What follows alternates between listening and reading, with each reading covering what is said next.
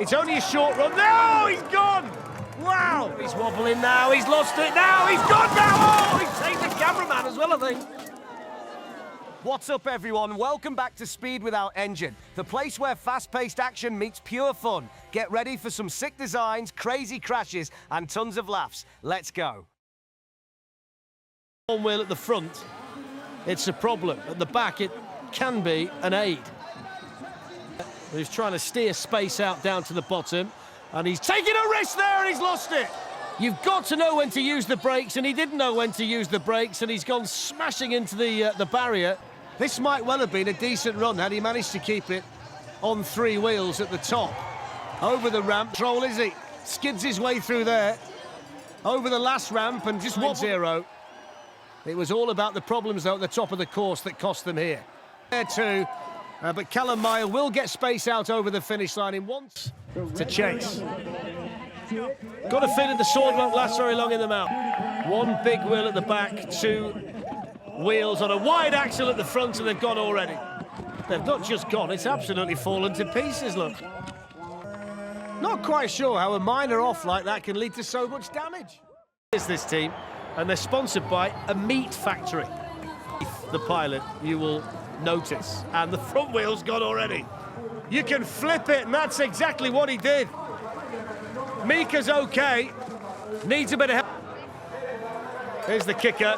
Oh, to add a bit more damage. Now the chicane. So much time by flipping it after the car wash.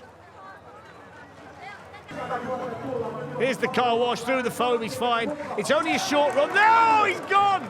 Wow! I don't think it helps when you've got foam on your goggles and you come around there and you can't see the bail, and when you've got... basically, the grandkids have forced Sagitas to do this. So, great on-board shot that shows you how quickly you can pick up speed at the top. And he's over the kicker. Way down. Now let's have a look at this. Oh yes, nice and quick through there. NAIKINTUVAS. Over the bone rattler, he's fine. Very well designed. Look at his face over the bone rattler. Have a future in Red Bull Soapbox races. 52.04. But he knows there, look. Oh! Over 1,000 teams applied to be in the competition this year. Only 70 have the chance, and here's one of them, the Dam Busters. It's a good start. No problem with the wedge. Two drivers this time as well. Wonder whether that might make a difference. The driver at the back, significantly higher. Just about made it over the wedge. Can they keep it straight? Over the apples and pears, so far so good. Will the wings help over the kicker? Lots of weight to this vehicle, down it comes. Here we go over the kicker. Oh, it's a big crash. It's a big crash for the Dam Busters. Fly over the kicker. In actual fact, it just could never get started, could it? Just look at the impact. Face first into the asphalt, just short of the finish line.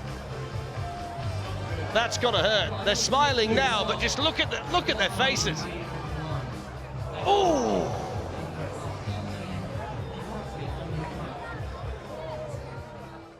Activity score.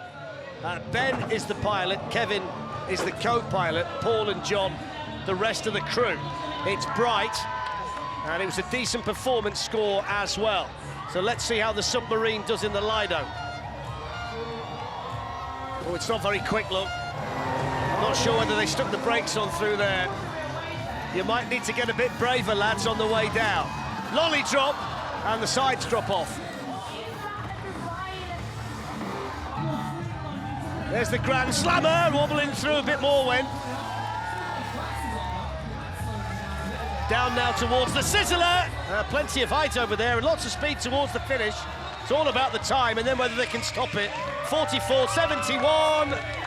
Wanted to be a bit quicker at the top of the circuit through the Lido. Neanderthals on the way down. And off they go down the start ramp. And the first thing on the agenda will be the whale tail. If they get there, they're wobbling and they've hit the bails already. And the wheels are all over the place, look. The wheels have gone already. The two back wheels have gone bent and buckled and over. Will stick at the top. But the minute you start to lose any kind of momentum and you get side on, the wheels just bend over.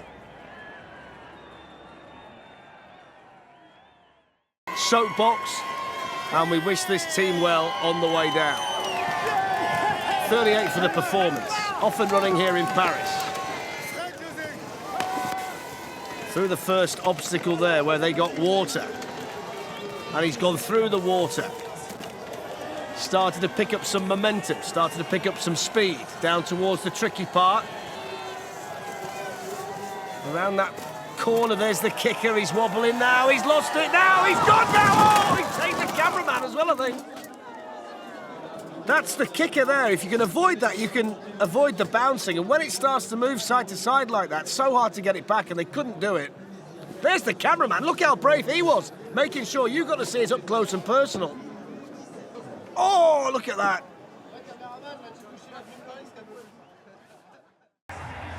So there is Team Goldorak. Looks good on the eye, doesn't it?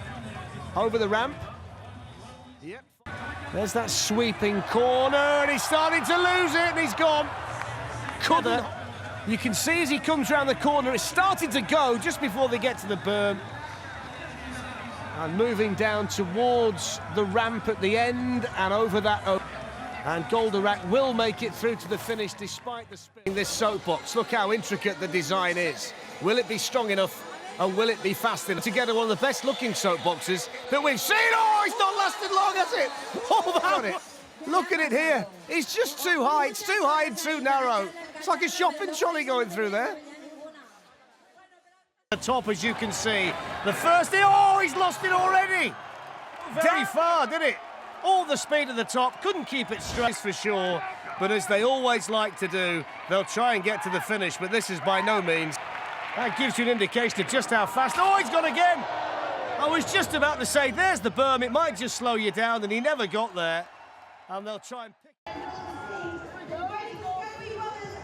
And he's waving to the crowd to start with, and he's over the piston. It's working okay. Over steelworks and still in. Just made it that he got to be very accurate there through the island. There's the bone shaker. He's okay through. As often you see with the wider soapboxes, they're just so difficult to get out of gas, isn't it? Will he get over the factory? Just about, and then he's lost it right at the end. He went over the factory. He'd lost control of it. There was no way back. The only thing that was waiting for that soapbox. This course is long, it's fast, it's got more features than normal, with that little cheeky ramp at the start as well, which might catch one or two out as the day unfolds. Nice smooth start though here from Team SPEEDHAWK. There they go through the disco tunnel. We'll be happy with that as we see them exit the disco tunnel. And then heading towards the bone shaker, which does certainly shake the bones and gets that propeller rotating that little bit more. This represents a decent start at the top of the course, certainly, for Team SPEEDHAWK. There's the berm, which does tend to throw these soapboxes high. They got through it quite low, which you won't see that very often today. Which is the ramp. Before that, they go through this, which is crash corner, the never-ending corner. Here's the final ramp, down towards the finish. It's a nice run. He just lost it towards the end. Bicycle last night, took the wheel off and put it on. Looks good, doesn't it? Not sure the stabilisers are doing a great deal. They're not even touching the ground at the front. On board, nice and slow through there. Oh, it's gone, look.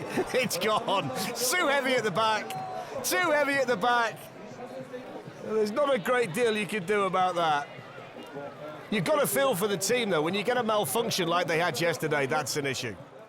Up to that remains to be seen. The low centre of gravity, the pointed nose. And already over piston to start off with. Stages. Could be about whether this one's strong enough.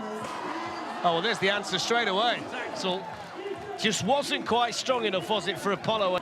And the wheels now finding it very difficult to turn. Here's the bone rattler, which might well finish this one off. In fact, there you go. The writing was on the wall. And that's the end of that run, as far as they're concerned. It did turn out that they did have a problem. Other elements, this one looks like an accident waiting to happen. Look at it. They've got absolutely no chance. Look at the wheels, they've gone, they're buckled, they're bent. This has been cartoon capers from the top, and now he's gone over completely.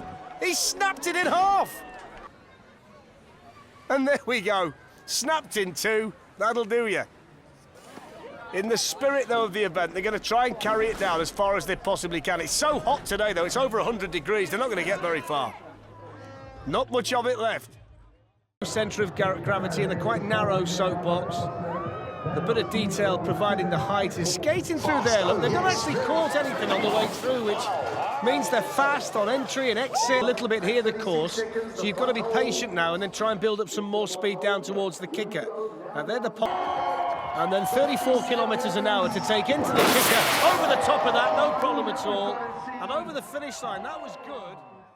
Here today in Lisbon, as opposed to putting one out, which they so often do. But they've gone for the small wheels and the tall vehicle. Time he starts to open it up a little bit, it starts to wobble. Here's the first one. The Marquis steps. Oh, he's got nose over. He went nose first. There was no stopping. Watch this here. He's nearly gone there. Now he's thinking, oh, better. 3 wheels, 1 at the front, 2 at the back.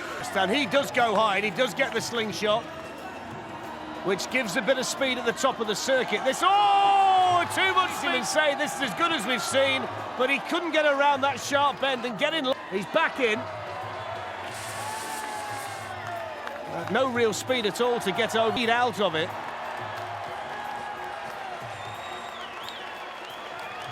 Ben, now he can see the finish line. Now he knows he's nearly there. In the end, they had to dodge the mannequin too, and then he can stop in 50.15, and you do wonder. And we're told that everything has gone really well in testing, and Daniel is the pilot.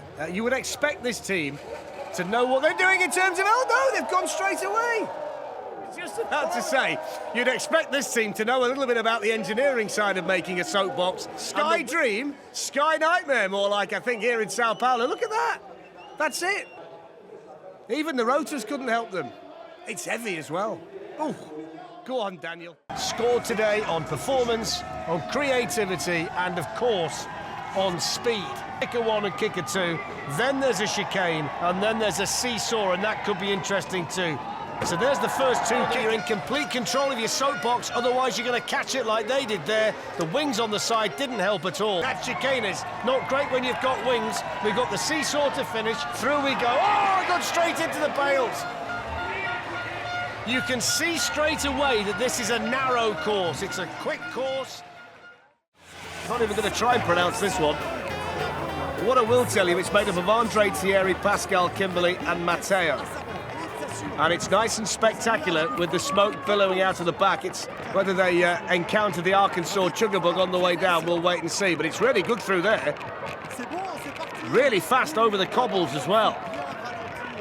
Now with, oh, big air as well, no problem at all. Muttley's laughing his socks off in the back. See, if you get down there quickly, there's hardly any foam. He's flying through there. This is going to be a good time. Spectacular at the end. And what about that? 40.33, the part.